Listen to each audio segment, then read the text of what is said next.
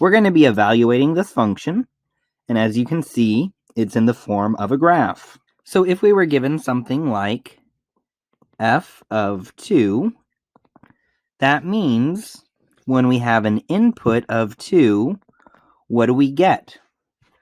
Well, I'm going to go to the 2 on the x-axis, and I look to see where is the function. So that tells me at 2, if I were to put 2 into this function, I'm going to get a negative 2.5 as a result, which is the output. If I had to evaluate this function for f of negative 2, I'm going to go to negative 2 on the x-axis, and I'm going to see where the function is at negative 2.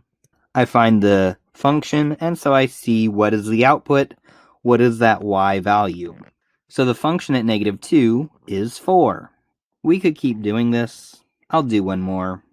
Let's say the function at 5. I go to 5 on the x, I find the function, and I see what is the output, what is the y, which would be negative 4. So in these cases, we're given the input and we have to evaluate the function to find the output. We could also evaluate this function by being given the output and having to find the input. So if we were told f of x is 5, then we're being informed of the output. And so then we need to figure out when is the function 5, what would the x value or the input be? Being that we're told f of x is 5, that's our output, I'm looking on the y-axis.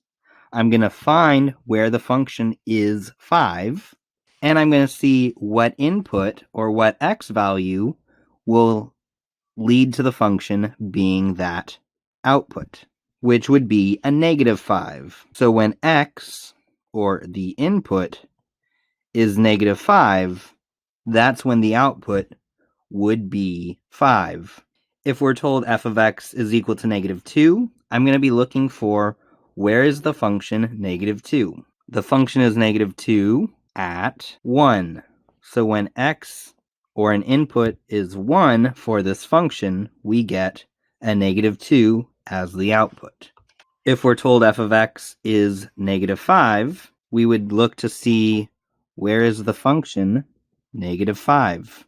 When we find the function at negative 5, we look to see what is the input, what is the x value that would make the function be negative 5.